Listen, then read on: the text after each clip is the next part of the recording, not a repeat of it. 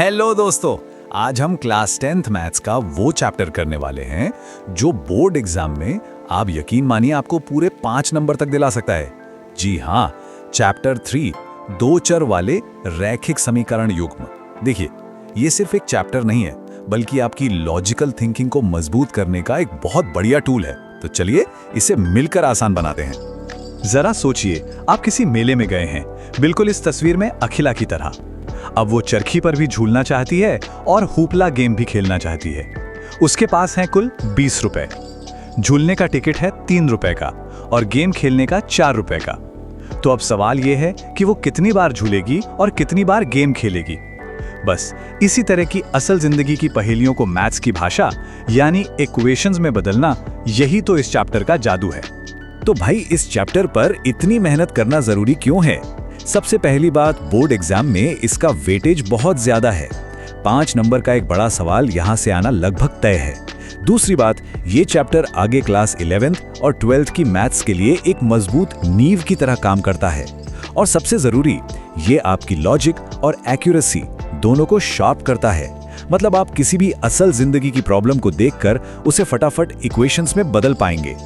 अगर आप क्लास 8 से क्लास 12 तक एनसीईआरटी मैथमेटिक्स को इसी तरह बिल्कुल स्टेप बाय स्टेप और एग्जाम के पॉइंट ऑफ व्यू से समझना चाहते हैं, तो बुक बड़ी एक्सप्लेन्स आपके लिए एक भरोसेमंद गाइड है। यहाँ हिंदी मीडियम स्टूडेंट्स के लिए क्लियर कॉन्सेप्ट्स, सॉल्व्ड एग्जाम्पल्स और बोर्ड ओरिएंटेड एक्सप्लेनेशंस मिलते हैं। चलिए एक नजर डालते हैं कि आज हम क्या-क्या सीखने वाले हैं।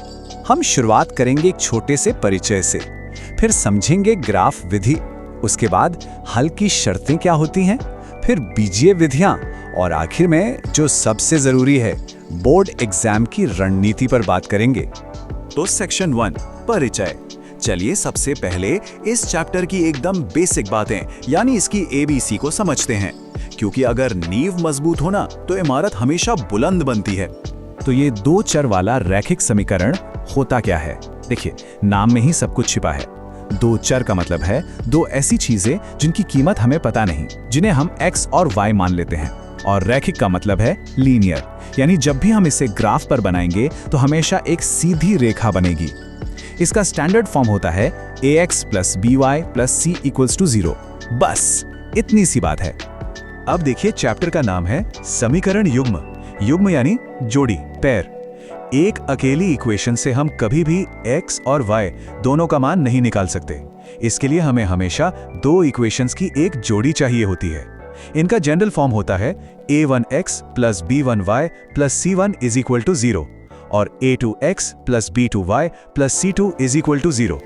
हमारा पूरा का पूरा मिशन इन्हीं दो इक्वेशंस को एक साथ हल करना है। तो चलिए अब आते हैं इक्वेशंस को हल करने के पहले और सबसे मजेदार तरीके पर, जो है ग्राफ विधि। ये एक ऐसा तरीका है जिसमें हम जवाब को सिर्फ निकालते नहीं बल्कि अपनी आंखों से देख सकते हैं। चलिए देखते हैं ये काम कैसे करता है।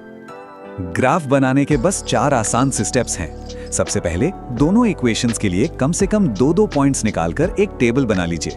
दूसरा, उन पॉइंट्स को ग्राफ पेपर पर बिल्कुल सही जगह पर प्लॉट कीजिए। तीसरा, इन पॉइंट्स को जोड़कर 2 सीधी रेखाएं खींच दीजिए। और बस चौथा और आखिरी स्टेप, जिस पॉइंट पर ये दोनों रेखाएं एक दूसरे को काटती हैं, वही आपका सॉल्यूशन यानी आपका हल है। जब आप ग्राफ पर 2 रेखाएं खींचते हैं तो 3 ही बातें हो सकती हैं। केस नंबर 1, रेखाएं एक दूसरे को किसी एक पॉइंट पर काटते हैं, जिन्हें हम कहते हैं प्रतिच्छेदी रेखाएं। ऐसी सिचुएशन में इक्वेशंस का सिर्फ और सिर्फ एक हल यानी यूनिक सॉल्यूशन होता है। केस नंबर 2, हो सकता है कि दोनों रेखाएं बिल्कुल समांतर हों, जैसे रेल की पटरियां। ये रेखाएं कभी नहीं मिलती, चाहे आप इन्हें कितना भी लंबा खींच लें। इसका सीधा सा मतलब है कि इन इक्वेशंस का कोई भी हल नहीं है, नो सॉल्यूशन। और केस नंबर 3, ऐसा भी हो सकता है कि एक रेखा ठीक दूसरी के ऊपर आ जाए, मतलब दोनों रेखाएं संपाती हों। इसका मतलब है कि असल में वो दोनों इक्वेशंस एक ही हैं और इसीलिए उनके अनगिनत यानी इन्फिनिटली मेनी सॉल्यूशंस होते हैं। अब अभी जो हमने 3 केस देखे, उनको मैथ्स की भाषा में कुछ नाम दिए गए हैं। अगर इक्वेशंस का कोई हल निकल रहा है, चाहे एक हो या अनगिनत, तो ऐसे सिस्टम को हम संगत यानी कंसिस्टेंट कहते हैं। और अगर कोई हल नहीं निकल रहा, मतलब जब रेखाएं समांतर हैं, तो उसे हम असंगत यानी इनकंसिस्टेंट कहते हैं। अब एक बहुत जरूरी सवाल मन में आता है, क्या हर बार हल पता करने के लिए इतना लंबा चौड़ा ग्राफ बनाना ही पड़ेगा? क्या कोई शॉर्टकट है, कोई ऐसा तरीका जिससे हम बिना ग्राफ बनाए ही पता लगा लें कि हल होगा भी या नहीं, और अगर होगा तो कैसा होगा? तो जवाब है जी हाँ, बिल्कुल है। ये टेबल जो आप देख रहे हैं, ये इस चैप्टर का समझ लीजिए जादुई मंत्र है। इसे बहुत ध्यान से देखिए। हमें ग्राफ बनाने की कोई जरूरत नहीं है, बस दोनों इक्वेशंस में से a, b और c का अनुपात यानी रेशियो निकालना है। पहली शर्त, अगर a1/a2 का मान b1/b2 के बराबर नहीं है तो आगे कुछ चेक करने की जरूरत ही नहीं। रेखाएं एक दूसरे को काटेंगी और हमें एक यूनिक हल मिलेगा, इसे हम कहेंगे संगत। दूसरी शर्त, अगर a1/a2 और b1/b2 बराबर आ जाएं, तब हमें c1/c2 को भी देखना होगा। अगर ये तीनों ही बराबर हैं तो रेखाएं संपाती होंगी, यानी एक के ऊपर एक। इसके अनगिनत हल होंगे, ये भी संगत है। और तीसरी शर्त, लेकिन अगर पहले दो अनुपात तो बराबर हैं पर तीसरा यानी c1/c2 बराबर नहीं है, तो समझ जाइए कि रेखाएं समानांतर होंगी और कोई हल नहीं मिलेगा और ये असंगत कहलाएगा। इस टेबल को अच्छे से समझ लीजिए, 2 नंबर पक्के समझिए। अच्छा, ग्राफ वाला तरीका तब बहुत मुश्किल हो जाता है जब हमारा जवाब 3.5 या 4/3 जैसा आ जाए। सोचकर देखिए, क्या आप ग्राफ पेपर पर 2.37, 1.89 जैसा कोई पॉइंट एकदम सटीक तरीके से ढूंढ सकते हैं? लगभग नामुमकिन है। बस इसीलिए हमें बिल्कुल प्रिसाइज और एक्यूरेट जवाब के लिए बीजीय विधियों यानी अलजेब्रिक मेथड्स की जरूरत पड़ती है। चलिए इन्हें भी समझते हैं। हमारी पहली बीजीय विधि है प्रतिस्थापन विधि यानी सब्स्टिट्यूशन मेथड। जैसा कि नाम से ही पता चल रहा है, इसमें हम एक चीज की वैल्यू को दूसरी जगह सब्स्टिट्यूट करते हैं यानी रखते हैं। स्टेप 1, किसी भी एक इक्वेशन से या तो x की या y की वैल्यू निकाल लीजिए। स्टेप 2, अब इस वैल्यू को दूसरी इक्वेशन में रख दीजिए। स्टेप 3, ऐसा करते ही आपको एक वेरिएबल की पक्की वैल्यू मिल जाएगी। स्टेप 4, अब इस वैल्यू को वापस किसी भी इक्वेशन में रखकर दूसरे वेरिएबल की वैल्यू निकाल लीजिए। बस हो गया। दूसरी और सबसे ज्यादा इस्तेमाल होने वाली विधि है विलोपन विधि यानी एलिमिनेशन मेथड। इसका एक ही लक्ष्य है, किसी एक वेरिएबल को चाहे x हो या y पूरी तरह से एलिमिनेट कर देना यानी हटा देना। इसके लिए हम क्या करते हैं, हम किसी संख्या से गुणा करके x या y के कोएफिशिएंट्स को बराबर करते हैं, फिर दोनों इक्वेशंस को या तो जोड़ते हैं या घटाते हैं, जिससे एक वेरिएबल पूरी तरह कट जाता है। बस अब हमें दूसरे वेरिएबल की वैल्यू मिल जाती है, जिसे रखकर हम पहले वाली वैल्यू भी आराम से निकाल लेते हैं।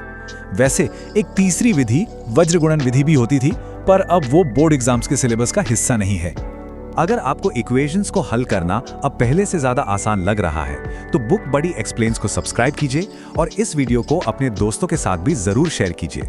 ये चैनल स्पेशली क्लास 8 से 12 तक NCERT हिंदी मीडियम के विद्यार्थियों का कॉन्फिडेंस बढ़ाने के लिए ही बनाया गया है। चलिए अब आते हैं इस सेशन के सबसे जरूरी हिस्से पर, बोर्ड एग्जाम की रणनीति। ये वो छोटी छोटी बातें हैं जो आपको पूरे नंबर दिलाने में मदद करेंगी। देखिए, एग्जाम में जवाब लिखने का तरीका बहुत मायने रखता है। अगर सवाल ग्राफ विधि का है तो आपका ग्राफ एकदम साफ सुथरा होना चाहिए। उस पर स्केल यानी पैमाना लिखा होना चाहिए, एक्स एक्सिस, वाई एक्सिस और दोनों रेखाओं के नाम लिखे होने चाहिए। और जहां रेखाएं कटे उस पॉइंट को साफ साफ हल के रूप में दिखाना है। वहीं अगर आप बीजीय विधि से हल कर रहे हैं तो हर कैलकुलेशन स्टेप साफ साफ दिखना चाहिए और आखिर में जो उत्तर आए उसे एक बॉक्स में बंद कर देना बहुत अच्छी आदत है। अब उन आम गलतियों पर बात करते हैं जिनसे आपको बचना है। जब भी किसी टर्म को बराबर के दूसरी तरफ ले जाएं, तो प्लस माइनस के साइन का हमेशा ध्यान रखें। अनुपात की तुलना करते समय बहुत सावधान रहें। विलोपन विधि में जब आप इक्वेशंस को घटाते हैं तो दूसरी समीकरण के सभी पदों के चिन्ह बदलना कभी न भूलें। और सबसे जरूरी टिप, अपना फाइनल जवाब निकालने के बाद कुछ सेकंड लगाकर उसे असली इक्वेशंस में रखकर चेक जरूर करें कि वो सही है या नहीं। तो याद रखिए, ये चैप्टर मैथ्स में आगे बढ़ने के लिए एक मजबूत नींव की तरह है। बस इन 3 तरीकों पर अपनी पकड़ बना लीजिए, ग्राफ, प्रतिस्थापन और विलोपन, और आप बोर्ड परीक्षा में सफलता के लिए पूरी तरह से तैयार हैं। तो आज की इस पूरी बातचीत के बाद अब आप बताइए कि आपको इन तीनों में से कौन सा तरीका सबसे आसान लगता है, ग्राफ, प्रतिस्थापन या फिर विलोपन? मुझे नीचे कमेंट्स में जरूर बताइएगा। आपकी क्लास 10th की मैथ की इस यात्रा में बुक बडी एक्सप्लेन्स हमेशा आपके साथ है। अपनी तैयारी जारी रखिए।